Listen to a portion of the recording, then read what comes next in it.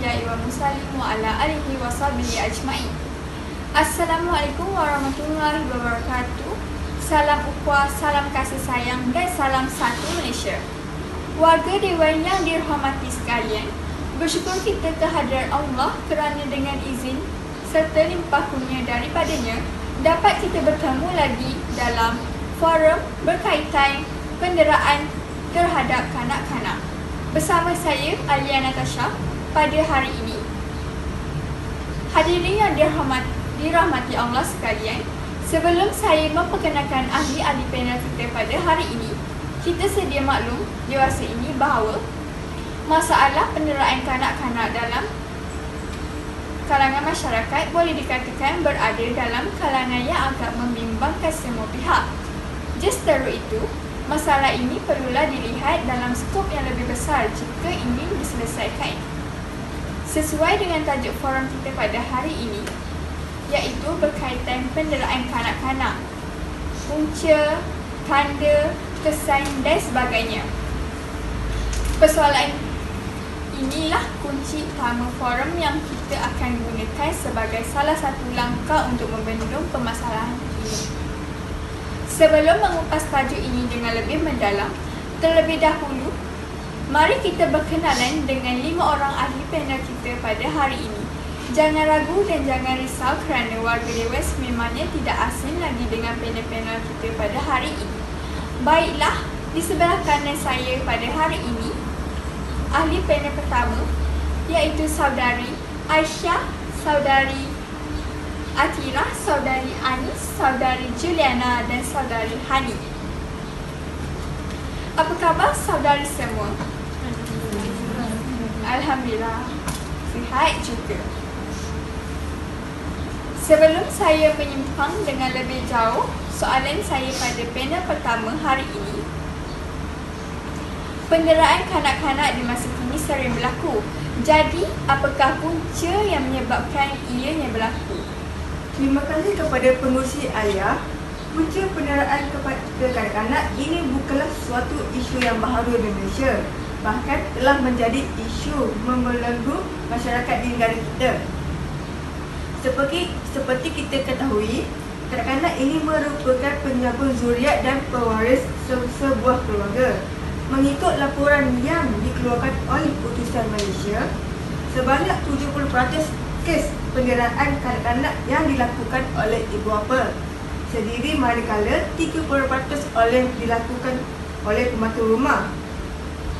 Antaranya, kekurangan didikan agama dalam kalangan ibu bapa merupakan faktor lain kejadian penderaan kanak-kanak. Agama juga memberikan panduan terbaik dalam menguruskan keluarga.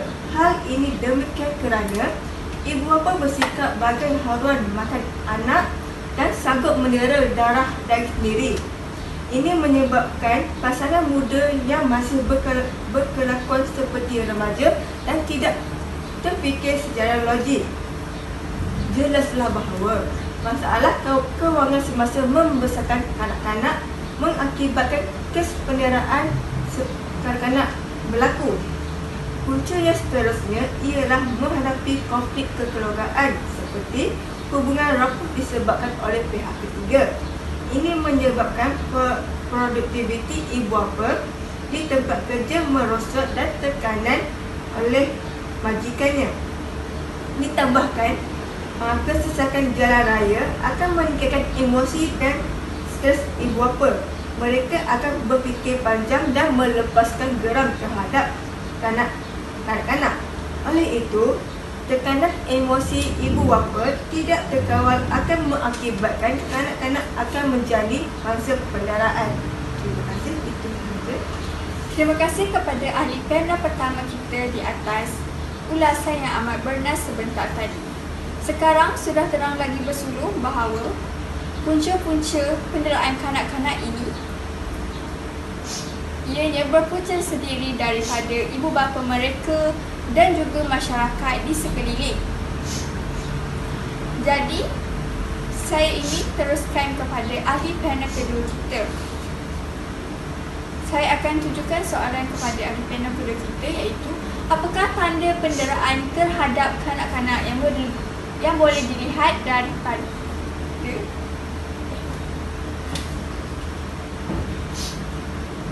Seterusnya saya akan tunjukkan soalan kepada ahli panel kedua kita, iaitu apakah tanda penderaan terhadap kanak-kanak yang boleh dilihat pada masa kini.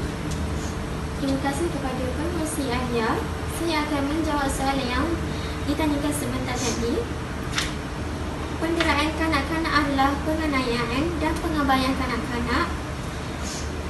Penderaan kanak-kanak tidak selalunya jelas, yang menyebabkan ia sering diabaikan atau tidak diambil peduli. Tambahan pula, kanak-kanak yang menderita akibat penderaan mungkin tidak memberitahu kepada sesiapa atau tidak memahami apa yang berlaku. Tanpa kesedaran dan pemantauan individu dewasa, kanak-kanak tidak mungkin akan mendapat pembelaan dan pertolongan. Jadi ia adalah sangat penting untuk ibu bapa memahami tentang penderaan kanak-kanak, tanda-tanda penderaan dan bagaimana untuk memberi sokongan. Penderaan kanak-kanak adalah lebih daripada sekadar penderaan fizikal. Walaupun penderaan secara fizikal adalah lebih jelas, tetapi terdapat penderaan lain yang ada masanya diabaikan. Sebagai contohnya, mengabaikan keperluan kanak-kanak, membiarkan mereka tanpa pengawasan dan situasi yang berbahaya, atau membuat kanak-kanak merasakan tidak berguna ataupun tidak sempurna juga merupakan penderaan kanak-kanak.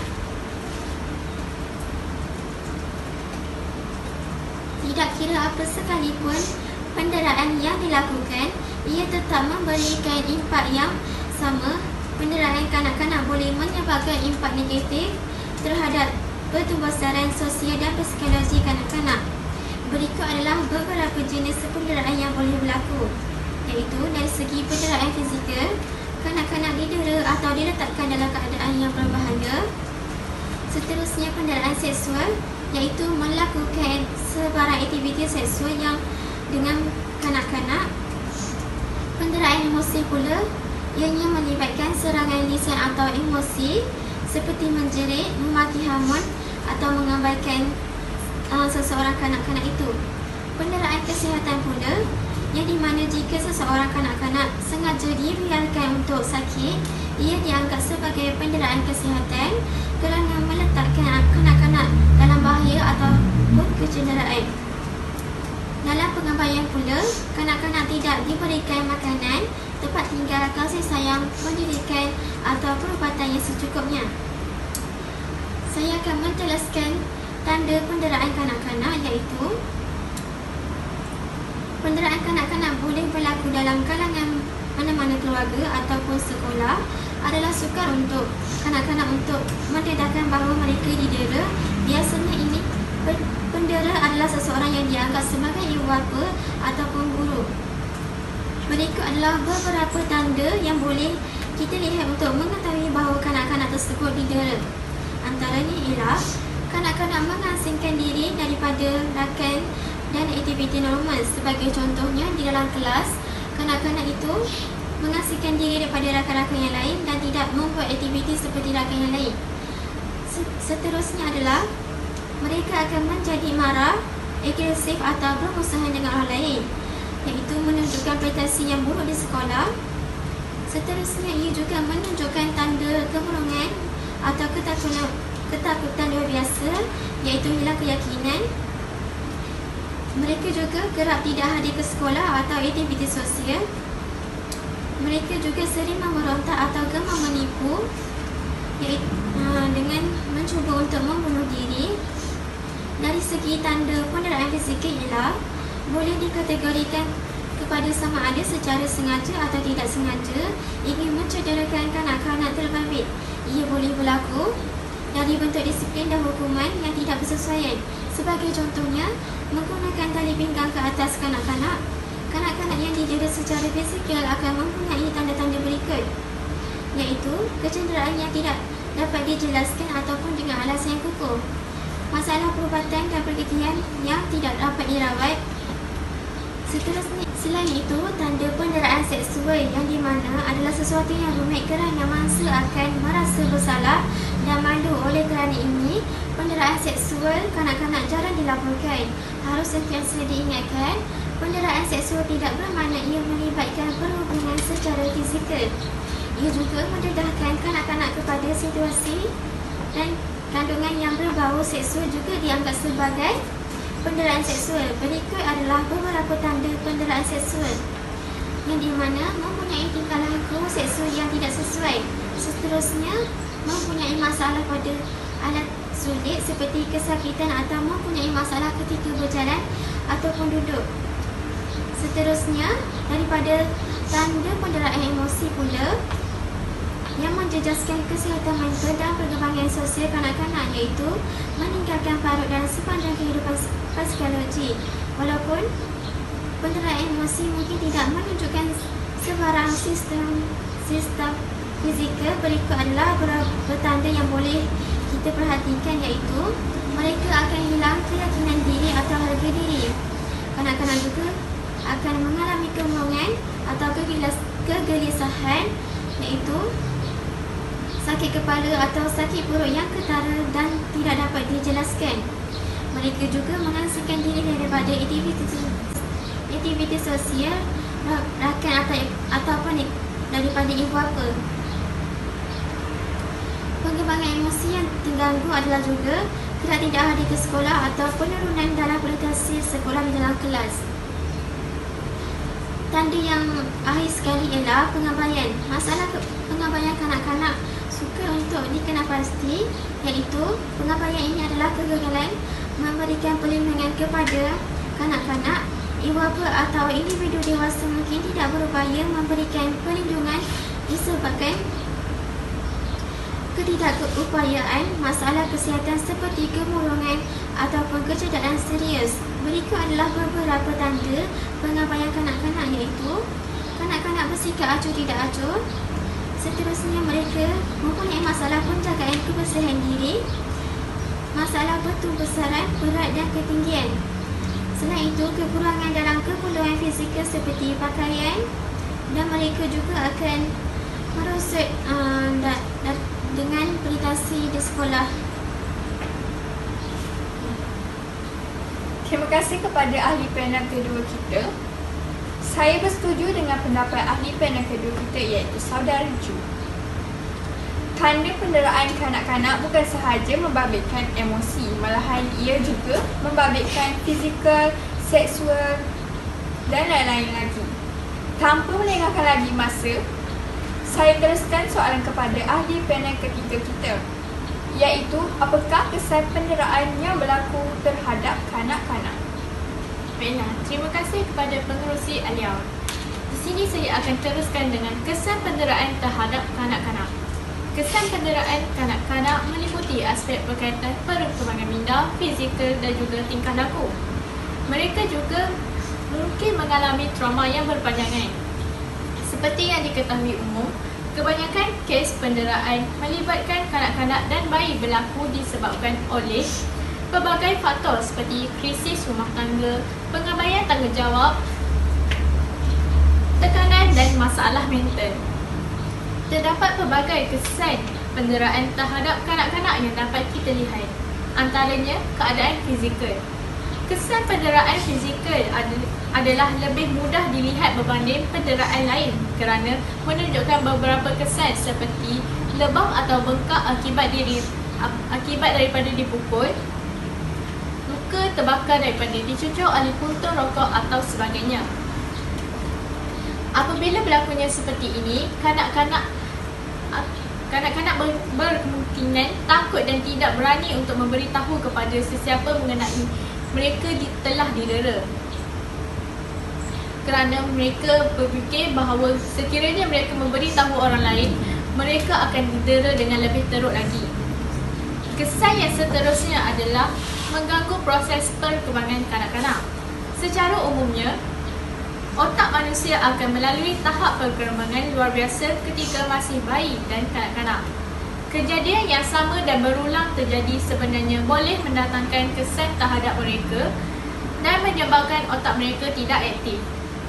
Bukan itu sahaja, kanak-kanak yang terlibat Dalam penderaan ini turut mengalami gangguan terhadap masalah kesihatan bagi jangka masa yang panjang seperti sukar untuk mendengar atau menumpukan perhatian. Sebagai contoh, ketika mereka di sekolah dan di dalam kelas, mereka lebih cenderung termenung ketika guru mengajar di hadapan dan tidak memberi fokus terhadap apa yang diajar oleh guru tersebut. Itu sahaja. Begitu hebat pendapat yang telah diutarakan oleh panel ketiga kita sebentar tadi.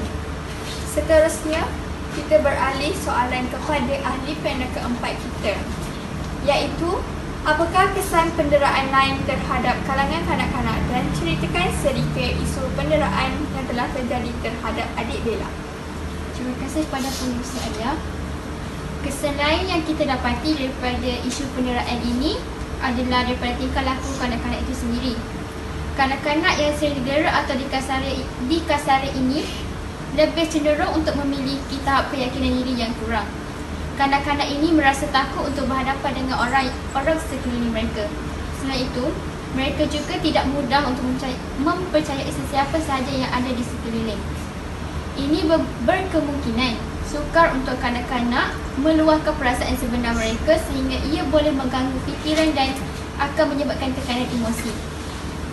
Semakin lama penderaan ini berlaku, semakin teruk kesannya terhadap kanak-kanak. Apabila penderaan ini berterusan sehingga mereka memasuki alam remaja, ini boleh menyebabkan kemurungan yang agak teruk. Kesan daripada kemurungan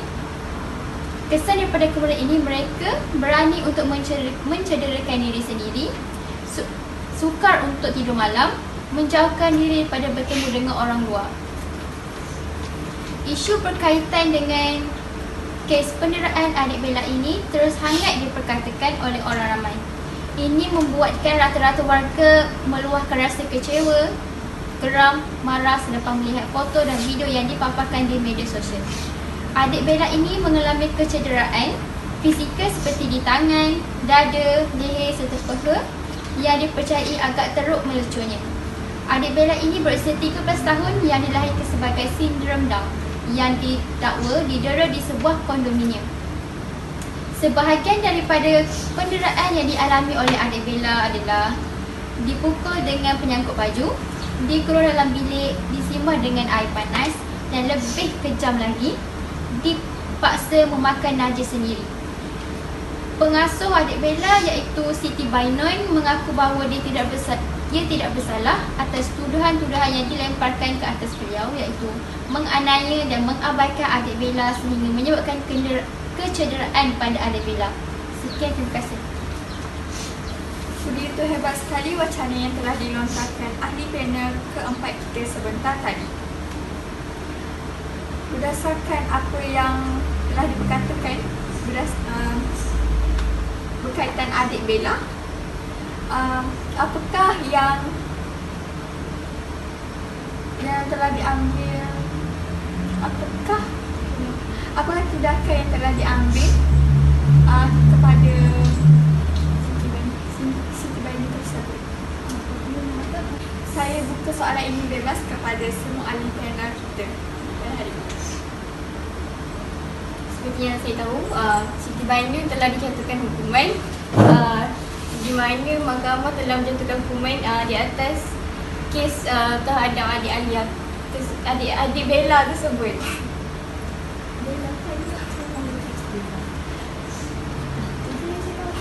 Okey, terima kasih kepada semua ahli panel kita. Soalan terakhir yang akan ditujukan kepada ahli panel kelima kita pada hari ini, iaitu bagaimanakah cara untuk mengatasi masalah penderaan terhadap kanak-kanak. Okay, terima kasih kepada pengurusi Alia. Seperti yang kita tahu, penderaan ini merujuk kepada penderaan secara fizikal dan mental terhadap manusia. Penderaan pada kanak-kanak bukanlah satu isu yang baharu, bahkan telah menjadi isu yang membelenggu masyarakat. Seperti yang kita tahu, bilangan kes penderaan kanak-kanak terus meningkat tanpa titik noktah. Di sini terdapat banyak langkah untuk mengatasi masalah penderaan terhadap kanak-kanak. antaranya ialah memberi pendidikan tentang penderaan kanak-kanak, di mana untuk makluman semua, penderaan ini berlaku di mana-mana sahaja, sama ada semasa mereka berada bersama keluarga, pusat jagaan, di sekolah dan juga sebagainya. Oleh yang demikian, pendidikan melalui media sosial dan juga media massa adalah mustahak untuk memberi kesedaran tentang perkara ini. Sebagai contoh, pesanan khidmat masyarakat di ruangan iklan televisyen oleh animasi yang terkenal oleh Upin dan Ipin yang memberitahu kanak-kanak tentang penderaan dan cara untuk membuat aduan sekiranya berlaku kes penderaan terhadap mereka. Secara tidak langsung dapat membantu golongan yang berisiko seperti kanak-kanak untuk mengetahui makna sebenar penderaan dan cara yang betul bagi mendapatkan pertolongan. Langkah kedua iaitu dengan membudayakan perkhidmatan kaunseling untuk semua lapisan masyarakat. Kebanyakan kes berlaku disebabkan oleh mempunyai masalah seperti kesihatan mental dan juga tekanan jiwa.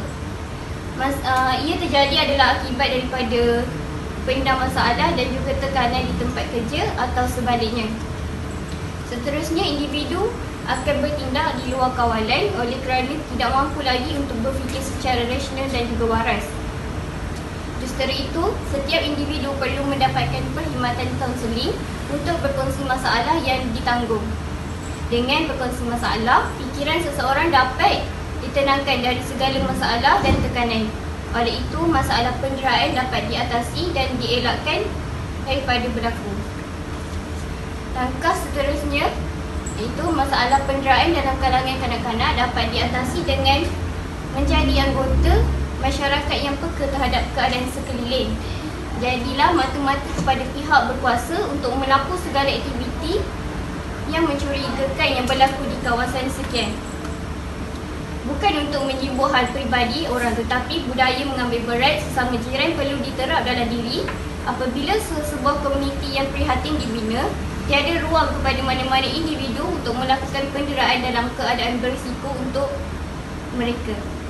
Jelaslah bahawa dengan menjadi masyarakat yang peka terhadap keadaan sekeliling dapat mengawal dan membendung berlakunya kes penderaan terhadap kanak-kanak. Sekian, terima kasih. Terima kasih saya ucapkan kepada kelima-lima ahli panel kita kerana sudi hadir dan sudi menyuarakan pendapat masing-masing. Moga apa yang kita dapat pada hari ini tidak sekadar masuk telinga kanan dan keluar telinga kiri. Nampaknya masa amat menceburui kita. Sebelum berakhir, mari kita sama-sama menepuk tangan untuk diri sendiri kerana berjaya dan tekun mendengar pembincangan kita pada hari ini.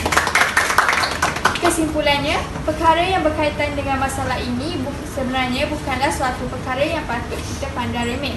Setiap individu mempunyai tanggungjawab dalam membendung kemula ini daripada terus menjadi bala. Sebelum mengakhiri bicara forum kita pada hari ini, terimalah serangkap pantun yang berbunyi, tuailah padi antara masak, esok jangan layu-layuan. Italah kami antara nampak, esok jangan rindu-rinduan. Sekian sahaja untuk hari ini. Terkasar bahasa tersilap bicara mohon dimaafkan. Sesungguhnya yang baik itu datangnya daripada Yang Maha Pencipta, dan yang kurang baik itu datangnya daripada khilafan diri kami sendiri. Wallahualam. Saya akhiri forum berkaitan penderaan terhadap kanak-kanak kita pada hari ini dengan lafaz yang mulia. Wabillahi taufiq hidayah. Assalamualaikum warahmatullahi wabarakatuh.